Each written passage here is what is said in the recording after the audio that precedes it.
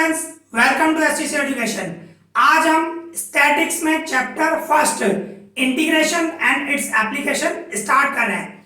Last year आप differentiation सीख के आए हो। डिफरेंशिएशन की सिंबल क्या थी हमारी? dy upon dx, okay. और इंटीग्रेशन की सिंबल इस तरह है, इस तरह ये दी जाती है। ये इंटीग्रेशन की सिंबल है। डिफरेंशिएशन और इंटीग्रेशन एक दूसरे के इनवर्स है। किस तरह इनवर्स है वो मैं फार्मूला समझाऊंगा। मेन फार्मूलास इस चैप्टर में मेन फार्मूलास है।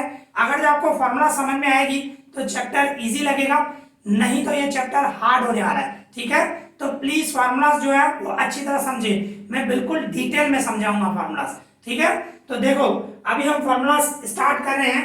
ये derivative differentiation means differentiation and integration एक दूसरे के ऑपोजिट है। ठीक है, जैसे कि फर्स्ट नंबर में फॉर्मूला बताऊं, इस तरह x रेज़ टू n,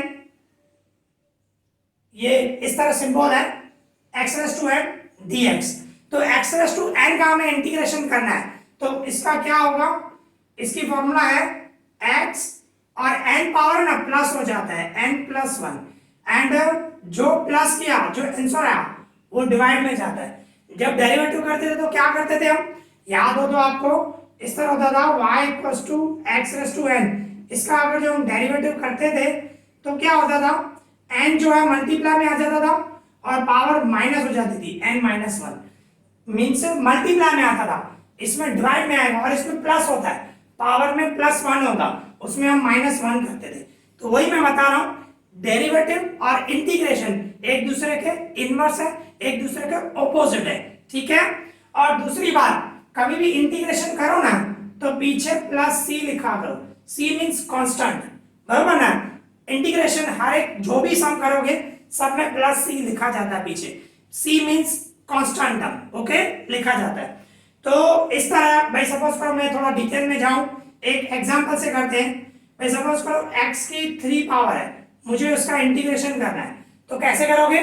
इस तरह होगा, x की ये 3 पावर मतलब 1 बढ़ जाएगी, मींस 3 प्लस 1, एंड डिवाइड में भी 3 प्लस 1 आएगा, एंड प्लस सी लिखना है कंपलसरी, मैंने आपको बताया। तो क्या हो जाएगा? इन दोनों का प्लस करो, 3 और 1 4, एंड डिवाइड में भी 3 और 1 4 प्लस सी। आप डायरेक्टली लिख सकते थे 3 पावर है, 1 पावर बढ़ा दो तो 4 पावर, और जो पावर हो गई वही डिवाइड में आएगी। ओके, इस तरह। तो आपको एक और एग्जांपल से समझे। सपोज करो x की -2 पावर है, तो इसका इंटीग्रेशन करना हो तो कैसे करोगे? x रेज़ टू क्या हो जाएगा? -2 प्लस 1 डिवाइडेड -2 प्लस 1, मींस क्या हो जाएगा? x की 2 में से 1 गया, -1 साइन बढ़ेगी, 2 बढ़ा, 2 को माइनस की साइन है तो -1 हो जाएगा, और डिवाइड में भी -1 होगा। ये आंसर हुआ। इसको और सॉल्व करोगे तो माइनस पावर हम नीचे लेके आते हैं। अब ये -1 नीचे से, x की -1 पावर है तो नीचे आ जाएगा, तो x की 1 पावर हो जाता है, क्योंकि पावर माइनस होती है तो हम नीचे लेके आते तो प्लस में हो जाएगा, और ऊपर कुछ भी नहीं बचा तो 1। तो कहने का मतलब आंसर क्या हुआ? -1 अपॉन x। x की 1 पावर मींस x ही हुआ, और x से 1 से इंटू करूंगा तो x ही आएगा, तो मैंने माइनस आगे लिख दिया, तो minus and 1 upon x answer हुआ। ठीक है, आंसर हुआ। तो इस तरह आपको ये ध्यान रखना है। तो ये इस तरह, ये फर्स्ट नंबर हमारी फॉर्मूला हो गई। ऐसी बहुत सारी फॉर्मूलास हैं। देखो ये फर्स्ट नंबर फॉर्मूला हुई। फॉर्मूला समझ में आना बहुत जरूरी है, क्योंकि फॉर्मूला आएगी तो ही चैप्टर समझ में आएगा, अदरवाइज आपको दिक्कत होगी। ठीक है, तो ये हो गई हमारी first number formula. Second number formula हम करें भाई, इंटीग्रेशन 1 का मैं इंटीग्रेशन करूं तो क्या होगा? 1 का 1x होगा, मींस x, और पीछे प्लस सी। आपको ध्यान हो, जब डेरिवेटिव करते थे, डिफरेंशिएशन करते थे, तो उसका 0 आंसर आता था, कोई भी कांस्टेंट टर्म हो। इससे रिलेटेड आप ऐसे करो, एक एग्जांपल दे रहा हूं, समझो 5 है, उसका मुझे इंटीग्रेशन करना है, तो क्या हो जाएगा? 5x हो जाएगा। ठीक है, 5x। इसी तरह 10 का इंटीग्रेशन करना हो मुझे, तो वो क्या हो जाएगा? 10x हो जाएगा, मींस कांस्टेंट टर्म हो, इसमें x वेरिएबल नहीं है, उसका इंटीग्रेशन करोगे तो सिर्फ x लग जाएगा। 5 का 5x, 10 का 10x, -2 हो तो -2x, इस तरह। ओके, बिल्कुल इजी है। तो सिर्फ ध्यान रखना है आपको, ठीक है ना? कांस्टेंट टर्म हो तो उसका इंटीग्रेशन क्या होता है? आगे x लग जाता है। तो ये हुई हमारी सेकंड नंबर फॉर्मूला। अभी आगे बढ़े, थर्ड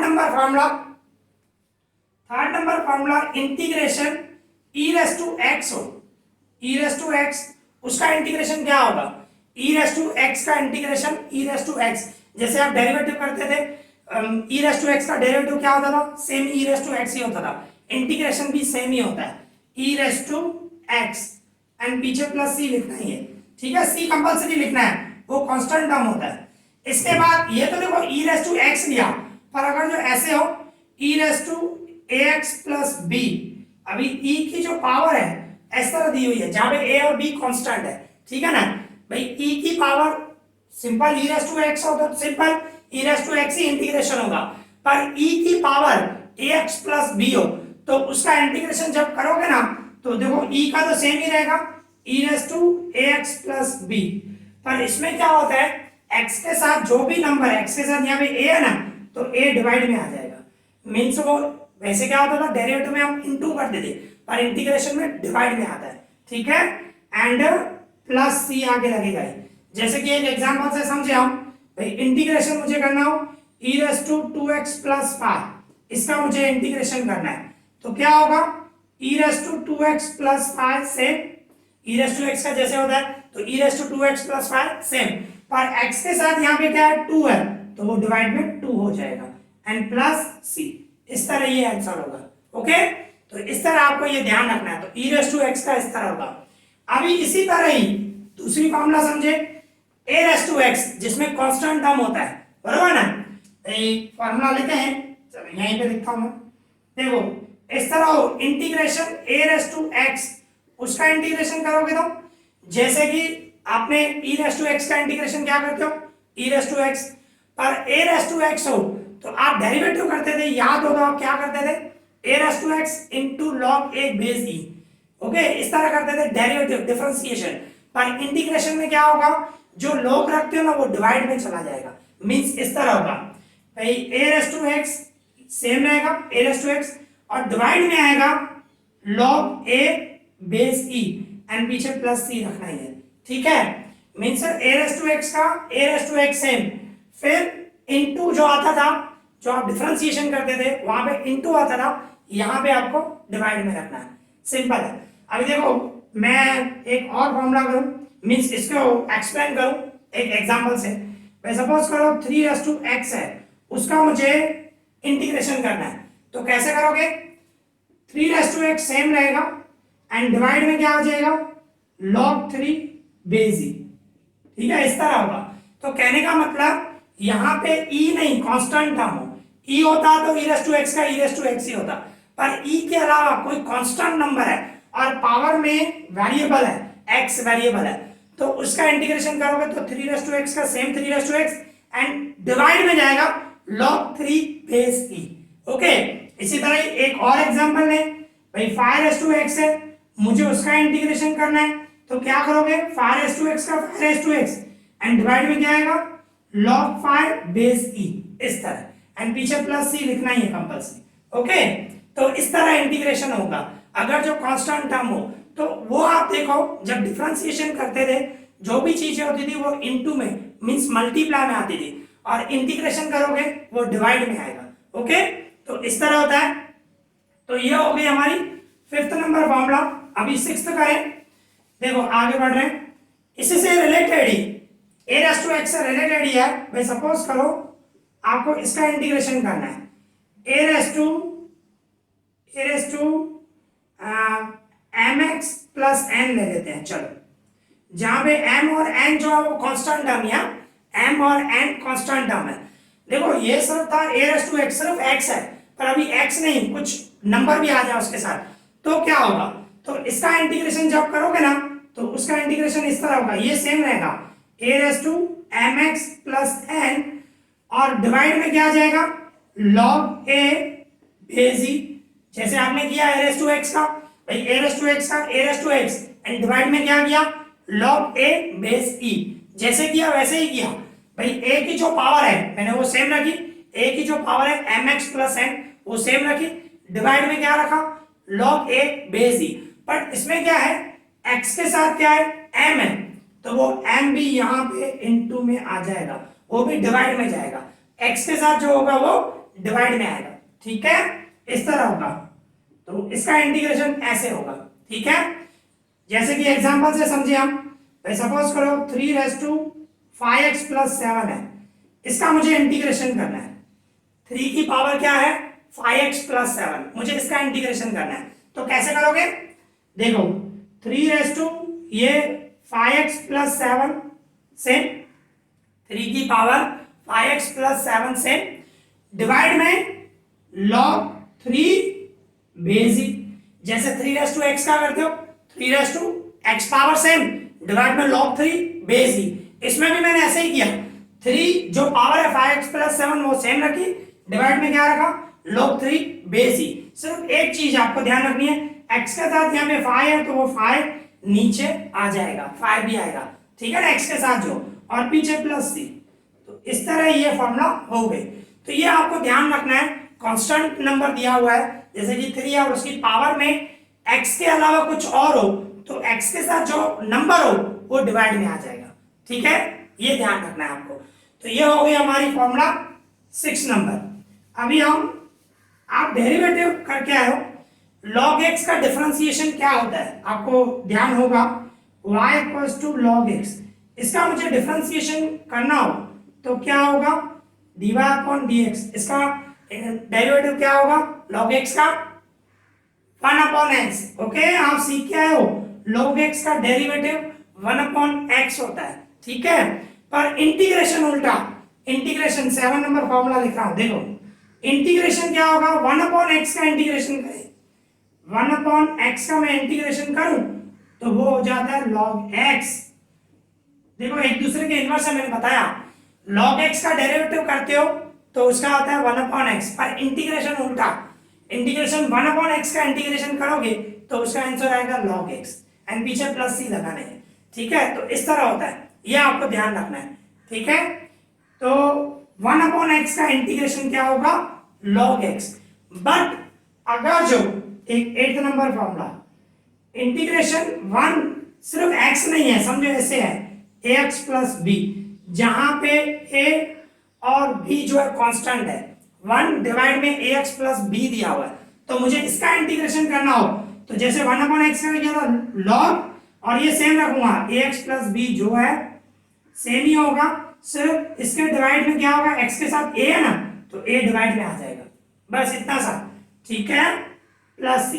जैसे कि इसका एक एग्जांपल लूं, सपोज करो 1/2x + 3 है, 1 है डिवाइड में हो, सिर्फ 2x + 3 नहीं, 1 डिवाइड में 2x + 3 है, तो उसका मुझे इंटीग्रेशन करना हो तो क्या होगा 1 आ गया मींस log में कन्वर्ट हो जाएगा, log 2x + 3, ठीक है, और x के साथ जो है वो 2 डिवाइड, ठीक है, x के साथ यहाँ पे 2 है तो वो 2 डिवाइड में आएगा एंड +c पीछे रखेंगे, ठीक है। तो इस तरह इंटीग्रेशन होगा।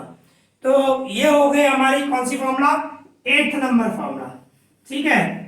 एक और फॉर्मूला लास्ट है, देखो 9th नंबर, भाई इस तरह इंटीग्रेशन, सपोज करो आपको ऐसे दिया हुआ है ax + b उसकी n पावर इंटू dx, तो देखो n पावर है ax + b उसकी n पावर है, तो उसका इंटीग्रेशन भाई जैसे कि मैं एक एग्जांपल लूं, भाई सपोज करो 2x + 3 उसकी स्क्वायर है, 2x + 3 उसकी स्क्वायर है, तो आप सोचो स्क्वायर तो सॉल्व कर सकते हो, आप स्क्वायर सॉल्व कर, सिंपल है, 2x + 3 की फॉर्मूला जैसे x + 5 होल स्क्वायर की फॉर्मूला x² + 2x² + y² जो आप सीख के ही आए हो, तो 2x + 3 की स्क्वायर है उसको सॉल्व करना इजी है, तो उसको आप सॉल्व कर सकते हो, ठीक है।